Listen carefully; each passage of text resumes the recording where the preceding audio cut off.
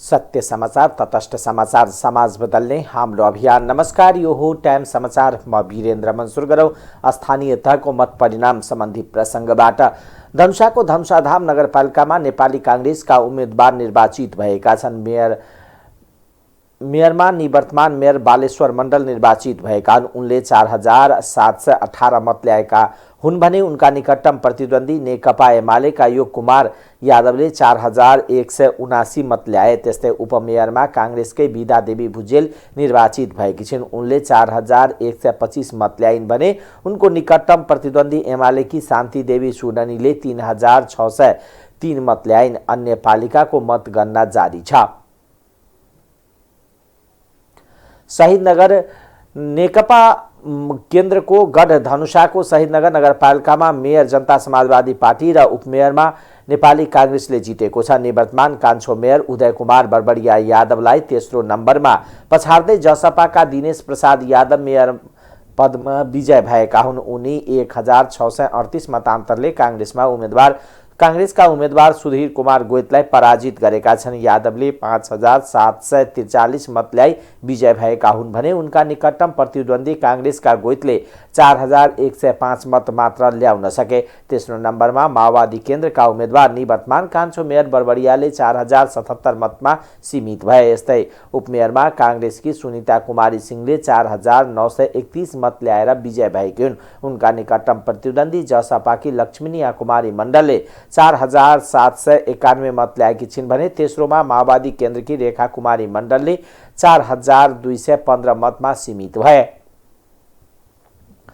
महोत्तरीको एघडारा गाउँपालिकामा जनता समाजवादी पार्टीका उम्मेदवार अध्यक्ष तथा उपाध्यक्ष पदमा विजय हुनुभएको छ। अध्यक्षमा 4479 मत प्राप्त गरी दीपनारायण मण्डल र उपाध्यक्षमा 4671 मत प्राप्त गरी मजहबी खातुन निर्वाचित हुनुभएको जिल्लास्थित निर्वाचन अधिकृतको कार्यालयले जनाएको छ। अध्यक्ष पदका निकटतम प्रतिस्पर्धी लोकतान्त्रिक समाजवादी पार्टी नेपालका राम छविला शाहले 2411 र उपाध्यक्षमा लोकतान्त्रिक समाजवादी पार्टीकै रुक्साना खातुनले 2076 मत प्राप्त गर्नुभएको हो।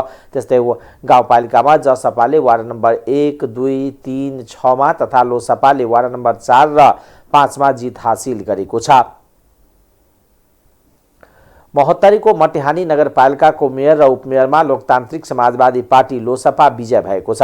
मेयरमा जसपाका हरिप्रसाद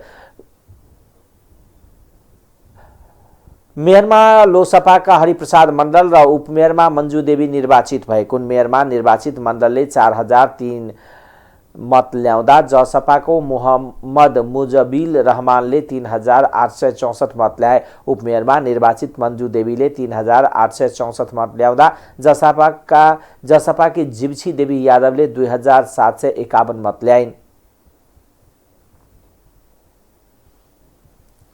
मध्य प्रदेशको प्रदेश सभा सदस्य पदबाट राजीनामा दिएर मेयरमा लडेका उपेन्द्र प्रसाद कुशवाहा पराजित भएका छन्। सर्लाहीको गोरैता नगरपालिकाको मेयरमा काङ्ग्रेसबाट उम्मेदवारी दिएका कुशवाहा 542 मतको अन्तरले पराजित भएका हुन्। कुशवाहा लोकतान्त्रिक समाजवादी पार्टी नेपालका उम्मेदवार देवेन्द्र कुमार यादवसँग पराजित भएका छन्। यादवले 5294 मत ल्याउँदा कुशवाहाले 4752 मत पाएका छन्। कुशवाहा दोस्रो नम्बरमै सीमित भएका हुन्। गोरैटाको नगर प्रमुख पदमा उम्मेदवारी दिन कुशवाहाले 10 वैशाखमा प्रदेश सांसदबाट राजीनामा दिएका थिए। नेपाली काङ्ग्रेसका प्रमुख सचेतक समेत रहेका कुशवाहा सर्लाहीको क्षेत्र नम्बर 4 खबाट निर्वाचित भएका थिए। रौतहटको मौलापुर नगरपालिकाको प्रमुखमा नेकपा एमालेका रीना कुमारी शाह निर्वाचित हुनुभएको छ। 5564 मत प्राप्त गरी शाह दोस्रो पटक नगर प्रमुखमा निर्वाचित हुनुभएको हो। उहाँका निकटतम प्रतिद्वन्दी नेकपा माओवादी केन्द्रका उम्मेदवार राम प्रवेश राय यादवले 2502 मतान्तरले पराजित हुनुभएको हो। यादवले 3062 मत प्राप्त गर्नुभएको छ। 2074 सालको स्थानीय तह निर्वाचनमा नगर प्रमुख शाह र रौतहटको एकमात्र महिला नगर प्रमुख निर्वाचित हुनुभएको थियो। त्यस्तै उपप्रमुखमा नेकपा एमालेका उम्मेदवार नागेन्द्र प्रसाद यादवले 4914 मत प्राप्त गरी विजय हुनुभएको छ। उहाँका निकटतम प्रतिद्वन्दी नेकपा माओवादी केन्द्रका रीना कुमारी शाहलाई 1510 मत प्राप्त गर्नुभएको हो। सर्लाहीको लालबन्दी नगरपालिकामा नेपाली कांग्रेस विजय भएको छ। एमाले उम्मेदवारलाई पराजित गर्दै कांग्रेसका वासुदेव अधिकारी मेयरमा विजय हुनुभएको हो। लालबन्दीमा नेकपा माओवादी केन्द्र र नेकपा एकीकृत समाजवादीको गठबन्धन गरेका थिए। मतगणनाको अन्तिम नतिजा सार्वजनिक हुँदा उनीहरू गठबन्धन तेस्रो भएको छ। एमाले र कांग्रेस एक्लै प्रतिस्पर्धामा थिए। उपमेयरमा पनि कांग्रेसकी कल्पना माया पाखरिन विजय भएकी छिन्। अधिकारी एमालेका गोविन्द बहादुर महतलाई 1678 मतान्तरले पराजित गरेका हुन्। उनले 9561 मत प्राप्त गरेका छन्। उनका निकटतम प्रतिस्पर्धी एमालेका महतले 7883 मत पाएका छन्। माओवादी एकीकृत समाजवादी गठबन्धनका उम्मेदवार माओवादीका प्रहलाद बुढाथोकीले 6175 मत मात्र प्राप्त गरेका छन्। उपमेयरमा विजय हुने पाखरिन 8850 मत पाएका छन्। उनकी निकटतम प्रतिस्पर्धी एमाले की संसरी माया थिङले 8159 मत प्राप्त गरिन्। गठबन्धनबाट एकीकृत समाजवादी की उम्मेदवारले 3641 मत पाएकी छिन्। बाराको निजगढ नगरपालिकामा मेयर र उपमेयर पदमा नेकपा एमाले विजय भएको छ।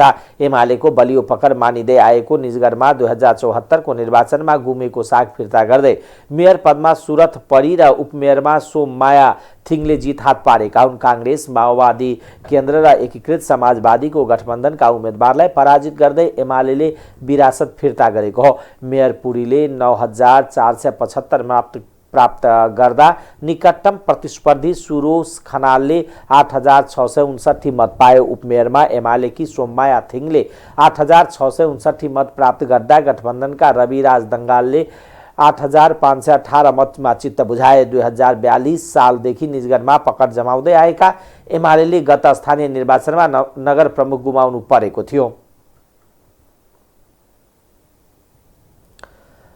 पर्साको बिन्दवासनी गाउँपालिका अध्यक्षमा लोकतान्त्रिक समाजवादी पार्टी लोसपाका प्रमोद तिवारी निर्वाचित भएका छन्। निकटतम प्रतिस्पर्धी नेपाली कांग्रेसका विवेक चौरसियालाई 673 बढी मत ल्याएर तिवारी निर्वाचित भएका हुन्। समाजवादीका तिवारीले 4141 मत ल्याउँदा चौरसियाले 3468 मत मात्र ल्याए। त्यस्तै एमालेका गम्भीरा शाह तेलीले 1889 मत पाए। त्यस्तै गाउँपालिकाको उपाध्यक्षमा एमालेकी ज्योति देवी चौरसिया निर्वाचित भएकी छिन्। निकटतम प्रतिस्पर्धी माओवादी केन्द्रकी सुनिता चौरसियालाई 79 मतले हराउँदै एमालेकी चौरसिया निर्वाचित भएका हुन्। ज्योति देवीले 2366 मत ल्याउँदा सुनिताले 2287 मत मात्र ल्याइन्। गोरखाको पालुङटार नगरपालिकाको मेयरमा विवश चिन्तन अजय र उपमेयरमा वन्दना पाण्डे प्रतिमा निर्वाचित भएका छन्। नेकपा माओवादी केन्द्रका तर्फबाट अजयले 6072 र उपमेयरमा प्रतिमाले 5579 मत प्राप्त गरी विजय भएका हुन्। अजयले निकटतम प्रतिस्पर्धी जसपाका उम्मेदवार प्रेम गुरुङको भन्दा 355 बढी मत प्राप्त गरे। नेकपा एमाले समेत साथ पाएका गुरुङले 5717 मत प्राप्त गरे। नेपाली कांग्रेसबाट मेयरका उम्मेदवार दीपक बाबु कडेलले 4997 मत ल्याएका छन्। त्यस्तै उपमेयरमा विजय प्रतिमाले निकटतम प्रतिस्पर्धी नेपाली कांग्रेसकी चितकुमारी श्रेष्ठको भन्दा 502 मत बढी पाएका छन्। श्रेष्ठले 5077 मत प्राप्त गरे। जसपाको समेत साथ पाएका नेकपा एमालेकी उम्मेदवार पार्वती पाठकले 4281 मत ल्याइन्। पालुङटारमा कांग्रेससँग गठबन्धनको योजना सफल हुन नसकेपछि जसपाले एमालेसँग चुनावी तालमेल गरेको थियो। मेयरमा एमालेले जसपालाई सघाउने र उपमेयरमा जसपाले एमालेलाई सघाउने सहमति भए पनि गठबन्धन उम्मेदवार नेकपा माओवादी केन्द्रसँग पराजित भएका छन्। यस नगरपालिकाका जसपाका संघीय परिषद अध्यक्ष डाक्टर बाबुराम भट्टराईको गृह नगर हो। कपिलवस्तुको यशोधरा गाउँपालिकाको अध्यक्षमा नेकपा एमालेका उम्मेदवार शिवदयाल तिवारी निर्वाचित हुनुभएको छ। तिवारीले नेपाली कांग्रेसका उम्मेदवार अनुप कुमार पाण्डेलाई 1262 मतले पछि पार्दै अध्यक्षमा विजय हुनुभएको हो। विजय तिवारीले 4462 मत प्राप्त गर्दा उहाँका निकटतम प्रतिस्पर्धी कांग्रेसका पाण्डेले 3200 मत प्राप्त गर्नुभयो। त्यस्तै गाउँपालिकाको उपाध्यक्षमा एमालेकै गुन्जादेवी मौर्य निर्वाचित हुनुभएको छ। मौर्यले कांग्रेस उम्मेदवार बती यादवलाई 808 मतले हराउँदै विजय हुनुभएको हो। उपाध्यक्षमा निर्वाचित मौर्यले 4045 मत ल्याउनुभयो। उहाँका निकटतम प्रतिस्पर्धी कांग्रेसकी यादवले 3237 मत प्राप्त गर्नुभयो। एमाले गाउँपालिकाका अध्यक्ष र उपाध्यक्ष सहित वार्ड नम्बर 1, 2 र 8 गरी 3 वार्ड जितेको छ। त्यस्तै कांग्रेसले वार्ड नम्बर 3 र 7 गरी 2 वटा वार्ड, जनता समाजवादीले 1, जनता पार्टीले 1 र स्वतन्त्र उम्मेदवारले 1 वार्ड जितेका छन्। गाउँपालिकामा 8 वटा वार्ड छ। 2074 निर्वाचनमा यशोधरा गाउँपालिका कांग्रेसले जितेको थियो। 2 वाडाको मत गर्न बाँकी छँदै तनहुको भानु नगरपालिकाका प्रमुख तथा उपप्रमुख दुवै पदमा नेपाली कांग्रेसको उम्मेदवार विजय हुनुभएको छ। सो नगरपालिकामा अधिकांश वाडा पनि कांग्रेसले नै जितेको छ। वार्ड नम्बर 6 र 8 को मतगणना बाँकी छँदै नगर प्रमुखमा आनन्दराज त्रिपाठी र उपमेयरमा उमा गोतामे विजय हुनुभएको हो। कांग्रेसका त्रिपाठीले 10,937 मत प्राप्त गर्नुभएको छ। भानुको 8-6 मत गर्न बाँकी छँदा एमालेका प्रतिस्पर्धी एमालेका सीताराम बजगाई भन्दा 3,300 मतले अगाडि हुनुहुन्छ। एमालेका बजगाईले 7,649 मत पाउनु भएको छ। नगर उपप्रमुख पदमा पनि कांग्रेसकी उमा गोतामेले 9,353 मत पाउँदा निकटतम प्रतिस्पर्धी स्वतन्त्र उम्मेदवार केशर बहादुर गुरुङले 4,867 मत पाउनुभयो। प्रमुख र उपप्रमुख दुवैलाई गर्न बाँकी मतको तुलनामा जितका लागि पर्याप्त रहेको बताइएको छ। सुनसरीको दक्षिणी गढी गाउँपालिकाका अध्यक्षमा नेकपा एमालेका उम्मेदवार आस नारायण चौधरी र उपाध्यक्षमा अनिता शाह निर्वाचित भएका छन्। चौधरीले 8,901 मत प्राप्त गर्दै विजय भएका हुन् भने उनका निकटतम प्रतिद्वन्दी नेपाली कांग्रेसका महेश दत्तले 5,350 मत ल्याएर पराजित भए। उपाध्यक्षमा पनि नेकपा एमालेले नै जित हासिल गरेको छ। एमालेकी उम्मेदवार अनिता शाहले 7,815 मत प्राप्त गरिन् भने कांग्रेसकी राजकुमारी चौधरीले 5,838 मत प्राप्त गरी पराजित बेहोरेका छन्। गढी गाउँपालिकाको वार्ड नम्बर 2, 3, 4, 5 र 6 मा एमालेले प्यानल नै जितेको छ। अघिल्लो निर्वाचनमा कांग्रेसका श्री प्रसाद यादव अध्यक्ष र राजकुमारी चौधरी उपाध्यक्षमा निर्वाचित भएका थिए। यो सँगै सुनसरीका 12 स्थानीय तहमध्ये 3 स्थानको मत परिणाम आइसकेको छ। हालसम्म देवगञ्ज गाउँपालिकाका अध्यक्षमा जनता समाजवादी पार्टी विजय भएको छ। उपाध्यक्षमा नेपाली कांग्रेस विजय भएको छ। यता भोक्राहा नरसिंह गाउँपालिकामा भने नेपाली कांग्रेस अध्यक्ष र उपाध्यक्षमा जितेको छ। काठमाडौँको गोकर्णेश्वर नगरपालिका प्रमुखमा नेपाली कांग्रेसका दीपक कुमार रिसाल विजय हुनुभएको छ। निर्वाचन अधिकृतको कार्यालयका अनुसार उहाँले 9,692 मत ल्याउनु भएको छ। रिसालका निकटतम प्रतिद्वन्दी नेकपा एमालेका उद्धव विष्टले 8,504 मत प्राप्त गर्नुभयो। नेकपा एकीकृत समाजवादीका गोपाल प्रसाद बरालले 1,841, राष्ट्रिय प्रजातन्त्र पार्टीका कुमार घिमिरेले 840 मत ल्याउनुभयो। नगर उपप्रमुखमा नेकपा एमालेका सन्नी लामा 8,804 मत सहित विजय हुनुभयो। कांग्रेसका शान्ति नेपालले 8,671 मत ल्याउनुभयो। माओवादी केन्द्रका पेमा छिरिङ शेर्पाले 2,701 र राप्रपाका शर्मिला थापाले 852 मत प्राप्त गर्नुभयो। एमालेका तर्फबाट वार्ड नम्बर 1 अध्यक्षमा द्वारिका श्रेष्ठ, 2 मा मधु तामाङ, 3 मा मुरारी प्रसाद कुइकेल, 6 मा नवराज लामा, 7 मा केशव गुरुङ निर्वाचित हुनुभयो। कांग्रेसबाट वार्ड नम्बर 5 मा नारायण बहादुर सुवेदी, 8 मा नन्दलाल श्रेष्ठ, 9 मा राजीव थापा विजय हुनुभयो। वार्ड नम्बर 4 को अध्यक्षमा लौरो निर्वाचन चिन्ह भएका स्वतन्त्र उम्मेदवार जयराम महत निर्वाचित हुनुभएको छ। कांग्रेसबाट वार्ड नम्बर 5 मा नारायण प्रसाद सुवेदी, 8 मा नन्दलाल श्रेष्ठ, 9 मा राजीव थापा र वार्ड नम्बर 4 को अध्यक्षमा लौरो निर्वाचन चिन्ह भएको स्वतन्त्र उम्मेदवार जयराम महत निर्वाचित हुनुभएको छ। ललितपुरको गोदावरी नगरपालिकाका प्रमुखमा नेपाली कांग्रेसका गजेन्द्र महर्जन विजय हुनुभएको छ। उहाँले 19,170 मत प्राप्त गर्नुभयो। महर्जन निकटतम प्रतिद्वन्दी नेकपा एमालेका गम्भीर बहादुर राणाले 15,232 मत प्राप्त गर्नुभयो। राष्ट्रिय प्रजातन्त्र पार्टीका राजकुमार महर्जनले 1,483 मत ल्याउनुभयो। निर्वाचन अधिकृतको कार्यालयका अनुसार नगर प्रमुखमा कांग्रेसकी मुना अधिकारी 18,526 मत सहित विजय हुनुभयो। अधिकारीका निकटतम प्रतिद्वन्दी मत को मत 14,305 रहेको छ। गोदावरी नगरपालिकामा कांग्रेसबाट वार्ड नम्बर 1 को अध्यक्षमा 1,437 मतसहित श्रीराज थापा, 2 मा 1,041 मतसहित मनोहर सिलवाल, 4 मा 1,000 मतसहित सानुभाई नगरकोटी, 6 मा 1,466 मतसहित मिलन सिलवाल, 6 मा 818 मतसहित विष्णुमान महर्जन निर्वाचित हुनुभयो।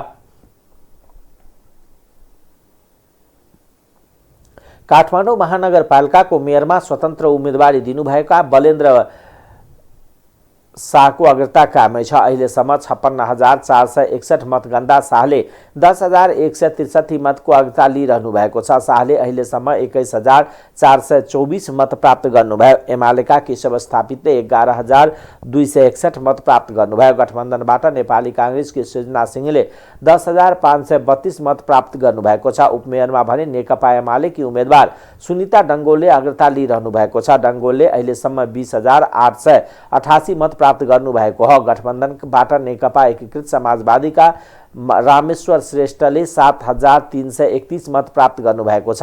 राप्रपाकी विनिता मगैयाले 7,127 मत प्राप्त गर्नुभयो। निर्वाचन आयोगले स्थानीय तह निर्वाचनको 80% मत परिणाम आइसकेको जनाएको छ। आयोगले बिहिबार गरेको नियमित पत्रकार सम्मेलनमा बोल्दै आयोगका प्रवक्ता शालिग्राम शर्मा पौडेलले 80% स्थानीय तहको मत परिणाम आइसकेको बताउनुभयो। उहाँले हालसम्म 570 स्थानीय तहको निर्वाचन परिणाम आइसकेको जानकारी दिनुभयो, जसमध्ये प्रमुखमा 174, उपप्रमुखमा 174, अध्यक्षमा 396, उपाध्यक्षमा 396, वार्डाध्यक्षमा 5,659, महिला सदस्यमा 5,653 जना उम्मेदवार निर्वाचित भइसकेका छन्। त्यस्तै दलित महिला सदस्यमा 5,556 र वार्डा सदस्यमा 1,295 गरी कुल 29,303 जना उम्मेदवार निर्वाचित भइसकेको शर्माले जानकारी दिनुभयो। वैशाख 30 गते स्थगित भएको अछामको साफे बगरमा जेठ 6 गते पुनः मतदान हुने कार्यक्रम रहेको उहाँले जानकारी दिनुभयो। त्यसैगरी उदयपुरको त्रियुगा नगरपालिका वार्ड नम्बर 12 को बाजुरा जिल्लाको बुढीगङ्गा नगरपालिकाको सम्बन्धमा आयोगबाट निर्णय हुन बाँकी रहेको उहाँले बताउनुभयो। पालिकाहरूमध्ये दाङ जिल्ला तुलसीपुर उपमहानगरपालिका वडा नम्बर 17 र कपिलवस्तु जिल्ला महाराजगञ्ज नगरपालिका बाहेक देशभरका सम्पूर्ण मतदान केन्द्रमा मतदान कार्य सञ्चालन भएकोमा मतदानको क्रममा राजनीतिक दल तथा उम्मेदवारहरू बीच विभिन्न कारणले विवाद उत्पन्न भई विभिन्न मतदान केन्द्रमा मतदान स्थगित हुन गएको थियो। उक्त मितिमा स्थगन भएका स्थानमध्ये 5 स्थानमा 79 जेठ 1 गते, 7 स्थानमा जेठ 2 गते, 8 स्थानमा जेठ 3 गते र 15 स्थानमा जेठ 4 गते मतदान कार्य सम्पन्न भइसकेको छ। यसैगरी अछामको साफे बगरमा जेठ 6 गते पुनः मतदान हुने कार्यक्रम रहेको छ भने उदयपुर जिल्लाको त्रियुगा नगरपालिका वार्ड नम्बर 12 र बाजुरा जिल्ला बुढीगङ्गा नगरपालिकाको सम्बन्धमा आयोगबाट निर्णय हुन बाँकी रहेको छ। मतदान कार्य सम्पन्न भइसकेका स्थानीय तहमा मतगणनाको प्रक्रिया सुरु भइसकेको र हालसम्म 570 स्थानीय तहको निर्वाचन परिणाम निर्वाचन आयोगको प्रणालीमा प्रविष्टि भइसकेको छ। हालसम्म प्रमुखमा 174, उपप्रमुखमा 174, अध्यक्षमा 396, उपाध्यक्षमा 396, वडा अध्यक्षमा 5,659, महिला सदस्य 5,653, दलित महिला सदस्य 5,556 र वडा सदस्य 1,295 गरी कुल 29,303 जना उम्मेदवार निर्वाचित भइसकेका छन्। हाम्रो 35,221 कुल पदाधिकारी निर्वाचित हुनुपर्नेमा करिब 80% को हाराहारीको परिणाम आइसकेको छ। जेठ 5 गतेलाई स्थानीय तहका जनप्रतिनिधिहरूको पदमा बहाल रहने अन्तिम मिति मानेर यो मितिसम्ममा वैशाख 30 मा सम्पन्न भएका मतदानको गणना कार्य सक्ने गरी निर्वाचन आयोगले सम्बन्धित निर्वाचन अधिकृतहरूलाई यसअघि नै आवश्यक निर्देशन प्रदान गरेकोमा विभिन्न कारणले आज जेठ 5 सम्ममा सम्पूर्ण स्थानीय तहमा मतगणना कार्य सम्पन्न हुन नसक्ने हुँदा यथाशक्य छिटो बढीभन्दा बढी मत गणना टोली परिचालन गरी गणना कार्य सम्पन्न गर्न र गत वैशाख 30 गते मतदान स्थगित भई पुनः मतदान भएका मतदान केन्द्रको हकमा मतपेटिका प्राप्त भएको बढीमा 4 दिनभित्र मतगणना कार्य सम्पन्न हुनेछ भन्ने कुरामा आयोग विश्वस्त रहेको छ। नेपालको संविधानको धारा 215 उपधारा 4 मा गाउँसभाको निर्वाचनको अन्तिम परिणाम प्राप्त भएको मितिले 15 दिनभित्र गाउँसभाका सदस्यहरूले आफूमध्येबाट निर्वाचित गरेका 4 जना महिला सदस्य र उपधारा 5 बमोजिमको योग्यता भएका दलित वा अल्पसंख्यक समुदायबाट गाउँसभाले निर्वाचित गरेका 2 जना सदस्य हुने व्यवस्था र धारा 216 को उपधारा 4 बमोजिम नगरसभाको निर्वाचनको अन्तिम परिणाम प्राप्त भएको 15 दिनभित्र नगरसभाका सदस्यहरूले आफूमध्येबाट निर्वाचित गरेका 5 जना महिला सदस्य र उपधारा 5 बमोजिमको योग्यता पुगेका दलित तथा अल्पसंख्यक समुदायबाट नगरसभाले निर्वाचित गरेका 3 जना सदस्य समेत नगर कार्यपालिकाको सदस्य हुने व्यवस्था रहेको हुँदा सोही व्यवस्था बमोजिम गर्नु हुन आयोग स्मरण गराउन चाहन्छ। त्यसैगरी निर्वाचित जनप्रतिनिधिहरूमध्ये गाउँपालिकाको अध्यक्ष, नगरपालिकाको प्रमुख र जिल्ला समन्वय समितिका प्रमुखले आफ्नो कार्यभार सम्हाल्नु अगावै निर्वाचित भएको 7 दिनभित्र स्थानीय सरकार सञ्चालन ऐन 2074 ले तोकेको ढाँचामा सम्बन्धित जिल्ला न्यायाधीश समक्ष पद तथा गोपनीयता शपथ लिनुपर्ने तथा गाउँपालिकाको उपाध्यक्ष, नगरपालिकाको उपप्रमुख, वडाध्यक्ष, गाउँ तथा नगरसभाका सदस्य र जिल्ला समन्वय समितिका उपप्रमुख र सदस्यले अध्यक्ष वा प्रमुखले शपथ लिएको 7 दिनभित्र तोकिएको ढाँचामा पद तथा गोपनीयता शपथ लिनुपर्ने व्यवस्था रहेको हुँदा सोही अनुसार गराउनु हुन निर्वाचन आयोग सम्बन्धित सबैमा स्मरण गराउन चाहन्छ। आयोगले निर्वाचन प्रक्रियामा स्थानीय तह निर्वाचन निर्देशिका 2078 तथा स्थानीय तह निर्वाचन मतदान निर्देशिका 2078 र स्थानीय तह निर्वाचन मतगणना निर्देशिका 2078 को व्यवस्थाको प्रतिकूल हुने गरी कार्य गर्ने कर्मचारीको विवरण पठाउन मुख्य निर्वाचन अधिकृत तथा निर्वाचन अधिकृतलाई निर्देशन दिएको छ। स्थानीय तह सदस्य निर्वाचनको सिलसिलामा देशका विभिन्न मतदान स्थलका मतदान केन्द्रहरूमा भएका कानुन विपरीत गतिविधिमा संलग्नलाई कारबाही गर्न निर्देशन दिएको छ। त्यस्ता गतिविधिमा संलग्नलाई तत्काल पक्राउ गरी निर्वाचन कसुर तथा सजाय ऐन 2073 बमोजिम कारबाही गर्न नेपाल सरकार गृह मन्त्रालय मार्फत 77 जिल्लाका सबै जिल्ला प्रहरी कार्यालयलाई निर्देशन दिने र सोको जानकारी प्रहरी प्रधान कार्यालयले दिने गरी आयोगले निर्णय गरेको छ। प्रवक्ता पौडेलले पुनः मतदान भएका मतदान केन्द्रको हकमा मतपेटिका प्राप्त भएको बढीमा 4 दिनभित्र मतगणना कार्य सम्पन्न हुने बताउनुभयो। आयोगले निर्वाचनका क्रममा मतदान स्थलमा कानुन विपरीत गतिविधिमा संलग्नलाई पक्राउ गरी कारबाही गर्न देशभरका प्रहरी कार्यालयलाई निर्देशन दिएको पनि उहाँले बताउनुभयो। नेपाली कांग्रेसका सांसद डाक्टर मृगेन्द्र रिजालले पुँजीगत खर्च नहुनुमा अर्थतन्त्रमा रहेको संरचनागत संरचनाले काम गरेको टिप्पणी गर्नुभएको छ। प्रतिनिधि सभाको बैठकमा विनियोजन विधेयकको प्राथमिकता र सिद्धान्तका बारेमा आफ्नो धारणा राख्दै उहाँले पुँजीगत खर्च नहुने प्रवृत्तिको अन्त्यका लागि सरकारवाला एवं सांसद र अर्थ मन्त्रालय लगायतले सार्थक प्रयास गर्नुपर्ने बताउनुभयो। शोधान्तर घाटामा परेका प्रभावलाई कम गर्न देशभित्र खाद्य उत्पादनमा वृद्धि गर्नुपर्ने तथा उद्योग व्यवसायको प्रवर्धन, निजी सार्वजनिक साझेदारीको सम्बन्धमा प्रष्ट नीतिगत व्यवस्था गर्नुपर्ने बताउनुभयो। उहाँले वर्तमान सरकारका कारण मात्र अर्थतन्त्रमा समस्या नआएको भन्दै प्रतिपक्षमा पुगेको तात्कालीन एमाले नेतृत्वको सरकार कारण वैदेशिक ऋणमा वृद्धि भएको तथा तथ्य नभुल्न आग्रह गर्नुभयो। नेकपा माओवादी केन्द्रका सांसद शक्तिबहादुर बस्नेतले कृषि क्षेत्र निर्वाहमुखी रहेको बताउनुभयो। उहाँले करिब 2/3 निर्भरता रहेको कृषि क्षेत्रलाई 1/4 योगदान हुने स्थितिले हाम्रो कृषि क्षेत्रमा निर्वाहमुखी रहेको बताउनुभयो। त्यस्तै सेवा क्षेत्र नाफामुखी बन्दै गइरहेको पनि उहाँले बताउनुभयो। उहाँले सामाजिक दायित्वबाट पन्छिँदै गइरहेको र आजको अर्थव्यवस्था तथा आर्थिक क्षेत्रको तीतो दृश्य यही रहेको बताउनुभयो। नेकपा एमालेका सांसद भीम बहादुर रावलले स्वदेशमै रोजगारी वृद्धि गर्ने नेपालको संविधानमा उल्लेखित नीति सरकारले अनुसरण नगरेको आरोप लगाउनुभयो। यसैगरी छाला जुत्ता उद्योगमा काम गर्ने भारतीयहरूको संख्या झन्डै 60% रहेको उहाँको दाबी छ।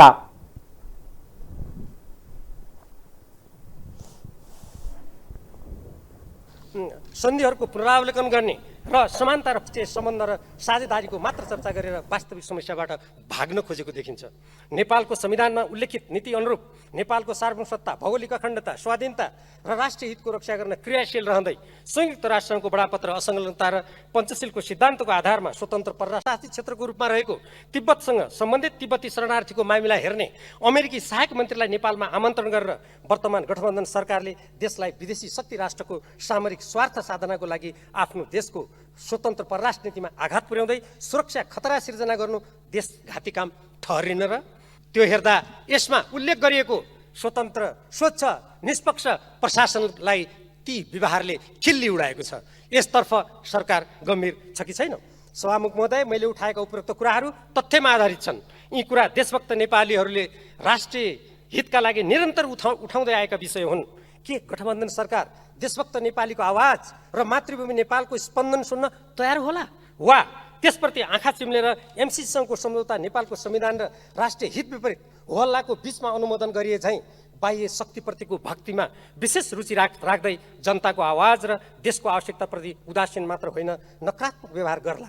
यो सबै आउने बजेटमा स्पष्ट हुने नै छ। के प्रधानमन्त्री, अर्थमन्त्री र यो सरकार यस्ता राष्ट्रिय महत्त्वका अत्यन्त गम्भीर विषयलाई आत्मसात गरेर तदनुरूप आगामी बजेट निर्माण गर्ने काममा लाग्ला? हुन त यो 2 दिनको छोटो छलफल छ, यसपछि जेठ 15 गते बजेट ल्याउनु पर्ने छ। यस्तो अवस्थामा हुने बिरुवाको चिल्लोपात नहुने बिरुवाको खस्रोपात भने जस्तै यो गठबन्धन सरकारले जुन खस्रा पात देखाइरहेको छ त्यसबाट कुनै चिल्लो होला भन्ने त आशा छैन। तर यो सम्मानित सदनप्रति यो सरकार जिम्मेवार छ, नेपाली जनताप्रति जिम्मेवार छ भने यी नेपाली जनताका आवाजहरूलाई सुनेर आगामी बजेटमा तदनुकूलको व्यवस्था गरियोस् भन्ने जोरदार माग गर्न चाहन्छु।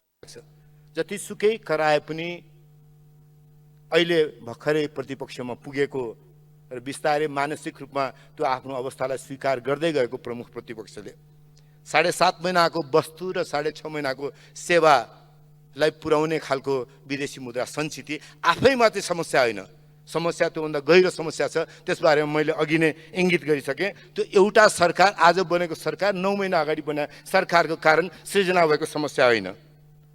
अब यो दुष्चक्र बाहिरको नेपालको उत्पादनसँग नजोडेको अर्थतन्त्र दुष्चक्रबाट मुक्ति नपाउने हो भने ठुला सिद्धान्तको कुरा गरे पनि साना सिद्धान्तको कुरा गरे पनि कहीँ पनि पुगिन्छ जस्तो मलाई चाहिँ लाग्दैन।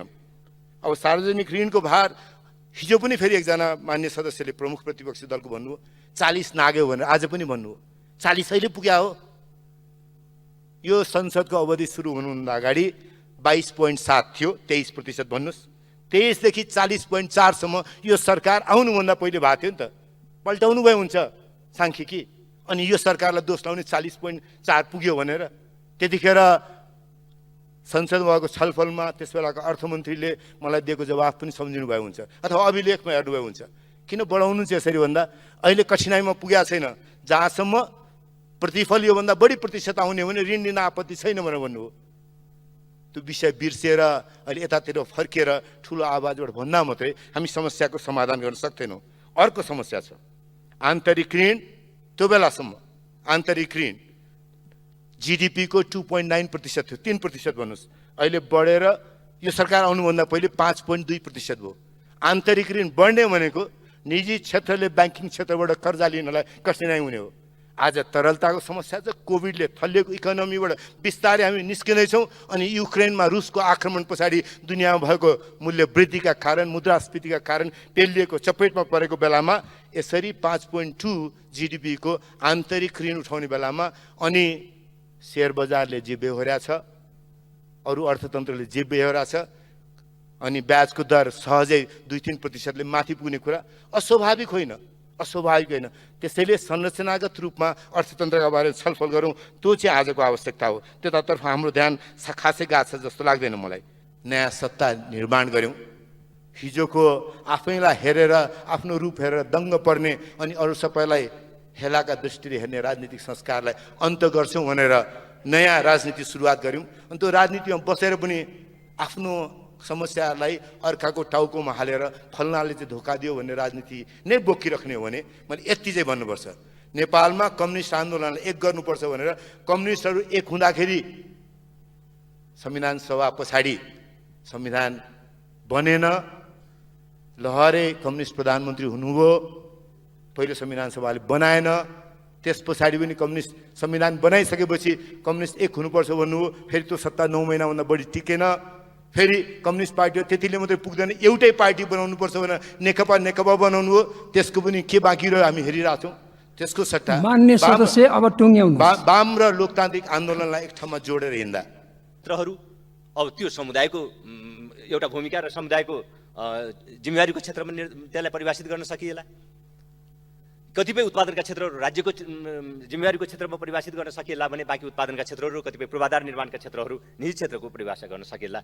यो खालको हामीले संरचनागत सुधारको कुरा गरिरहँदा उद्योग, कृषि र सेवा क्षेत्र भनेर हामीले ट्रेडिसनली जो संरचनागत पिलरहरू बनाएका छौँ त्यतिले मात्र पुग्दैन। त्यसमा त्यहाँको सहभागिता, त्यो प्रक्रियामा त्यो संरचनाहरूमा सहभागिता र त्यसको स्वामित्वको दृष्टिले पनि हाम्रो संरचनागत क्षेत्रलाई परिभाषित गर्न आवश्यक छ। मेरो विचारमा यस दृष्टिले हेर्दाखेरि हाम्रो संरचनागत सुधारको कुरा यहाँनिर हुन आवश्यक छ। सिद्धान्तको कुरा र नीतिगत रूपमा हेर्दाखेरि, आर्थिक नीतिको हिसाबले हेर्दाखेरि हाम्रो सामुदायिक प्रतिनिधित्वको कुरा, राज्य र निजी क्षेत्रको भूमिकाको लागि हामीले एक ठाउँमा ल्याउन आवश्यक छ। यसो गरेर मात्र हामीले आर्थिक विकासको एउटा नयाँ मोडल बनाउन सक्छौँ। जसरी हामीले राजनीतिमा यहाँ अघि वाम र लोकतान्त्रिक कुरा पनि, लोकतन्त्र शक्तिको कुरा पनि उठेका छन्, हामीले एउटा साँच्चीकै नयाँ राजनीतिक मूलधार निर्माण गरेका हौँ। नयाँ राजनीतिक मूलधार निर्माण गरेका हौँ। त्यो नयाँ राजनीतिक मूलधारले नयाँ आर्थिक व्यवस्थाको एउटा खोजी गरिराखेको छ। त्यो नयाँ आर्थिक व्यवस्था निर्माणको लागि, नयाँ विकासको, आर्थिक विकासको एउटा नयाँ मोडल निर्माण गर्नको लागि हामी लाग्नुपर्ने आजको आवश्यकता, आमूल रूपान्तरणको आवश्यकता आजको आवश्यकता हो भन्ने मलाई लाग्दछ। अब पूर्वाधारको सन्तुलित विकास आवश्यक छ। हामीले 13 सालदेखि योजनाबद्ध विकासको कुरा गर्दै आयौँ। आज हुम्ला जिल्लामा सडक पूर्वाधार निर्माणको कुरा 4-5 वर्ष अगाडिदेखि मात्र छलफल हुँदैछ। सन्तुलित विकास र समावेशी विकासको अर्थ के? अब 13 सालदेखि मुलुकका कुनै क्षेत्रहरूमा हामीले पूर्वाधार निर्माणमा राज्यले योगदान गर्दै आइराखेको छ। आज पनि कर्णाली क्षेत्रमा पूर्वाधार निर्माणको लागि 1 दशकदेखि मात्र राज्यले लगानी गर्ने स्थिति भइराखेको छ। सामाजिक न्याय भने के?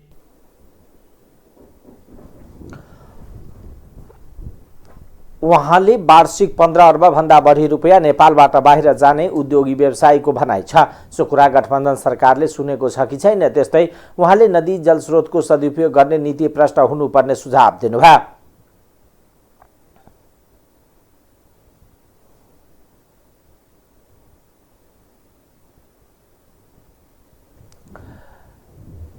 सभामुख अग्निप्रसाद सापकोटाले अर्थमन्त्री जनार्दन शर्मालाई प्रतिनिधि सभा बैठकमा उपस्थित हुन निर्देशन दिनुभएको छ। बुधबार प्रतिनिधि सभाको बैठकमा आर्थिक वर्ष 79-80 को लागि विनियोजन विधेयकको सिद्धान्त र प्राथमिकता सम्बन्धमा कर प्रस्ताव बाहेक माथिको छलफलमा सहभागी भइरहेको छ। मंगलबार पेश गरिएको विनियोजन विधेयकको सिद्धान्त प्राथमिकतामाथि बुधबारबाट छलफल सुरु भएको हो। तर बिहिबार छलफल सुरु भइसक्दा पनि अर्थमन्त्री शर्मा उपस्थित नभएपछि प्रमुख प्रतिपक्षी दल संसदीय दलका प्रमुख सचेतक विशाल भट्टराईले सभामुख सापकोटाको ध्यान आकर्षण गराउनुभयो। त्यसपछि सभामुख सापकोटाले अर्थमन्त्री शर्मालाई बैठकमा उपस्थित हुन र उनको अनुपस्थित रहुन्जेलसम्म उपस्थित अन्य मन्त्रीलाई टिपोट गरेर रिपोर्टिङ गर्न पनि निर्देशन दिनुभयो। नेपाल सरकारको तर्फबाट माननीय अर्थमन्त्रीज्यूले प्रस्तुत गर्नुभएको विनियोजन विधेयकका सिद्धान्त र प्राथमिकतामा छलफल गरिरहँदा माननीय अर्थमन्त्रीज्यू यो सदनमा उपस्थित भएको देखिनुहुन्न र एकछिनलाई यसो हाउभाउ हेरौँ न त भनेर हेर्दाखेरि कुनै मन्त्रीज्यूहरूले पनि डायरी पल्टाएर खाली कागज कलम बोकेर टिपोट गरेको पनि देखिँदैन। कि अन्यत्रै काहीँ बसेर अर्थमन्त्रीज्यू टिपोट गरेर बस्नु भएको छ।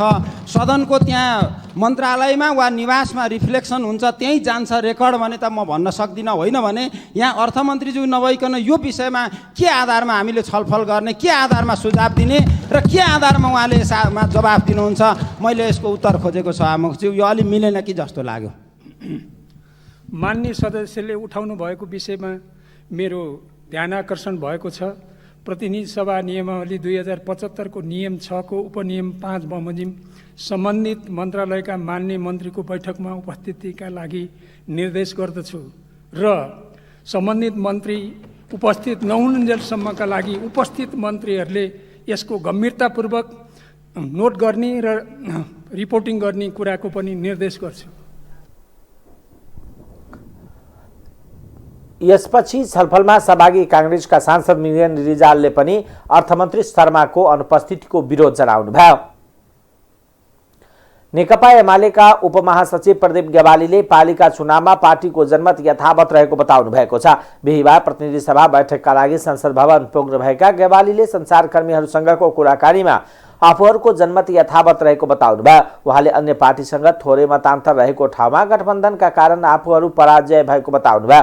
उहाँले हामी देशभरका तथ्यहरू सङ्कलन गरिरहेका छौँ र हाम्रो समग्र जनमत यथावत छ, तर 500-1000 को प्रतिस्पर्धामा रहेको ठाउँहरूमा एउटा अर्को पार्टीका थप्ने बित्तिकै त्यसको परिणाम त फरक पर्ने भयो। हाम्रो औसत जनमत 48 सालको चुनावदेखिको लोकप्रिय मतको तलमाथि भएको मत देख्दिन। उहाँले पार्टीको आन्तरिक कारणले कतै कतै चुनाव हारेको भन्दै त्यसको समीक्षा गर्नुपर्ने बताउनुभयो। उपमहासचिव गेवालीले संसदको यस अधिवेशनमा संवेदनशील खालका विधेयकहरू टुङ्ग्याउनु पर्ने र त्यसमा एमालेको सहयोग हुने बताउनुभयो।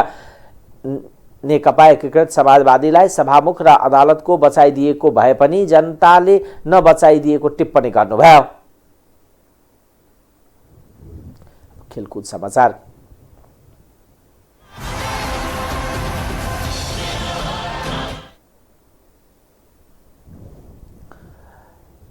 लगातार तेस्रो हारसँगै नेपाली राष्ट्रिय महिला टोली युगान्डा विरुद्धको टी20 अन्तर्राष्ट्रिय सिरिज गुमाएको छ। 5 खेलको सिरिजमा पाहुना टोली युगान्डा 2 खेल अगावै विजय भएको छ।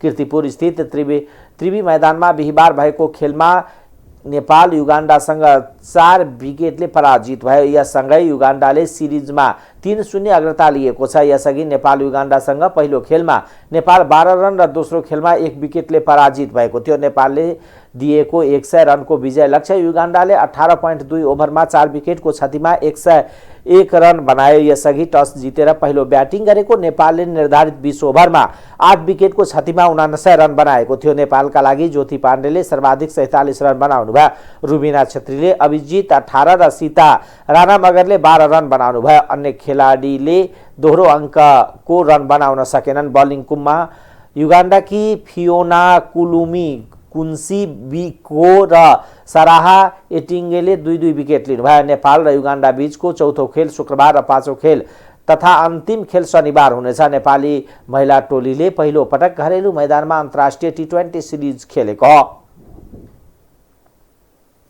टाइम्स समाचार अहिलेको लागि यति नै। हेर्दै गर्नुहोला टाइम्स टेलिभिजन। नमस्कार।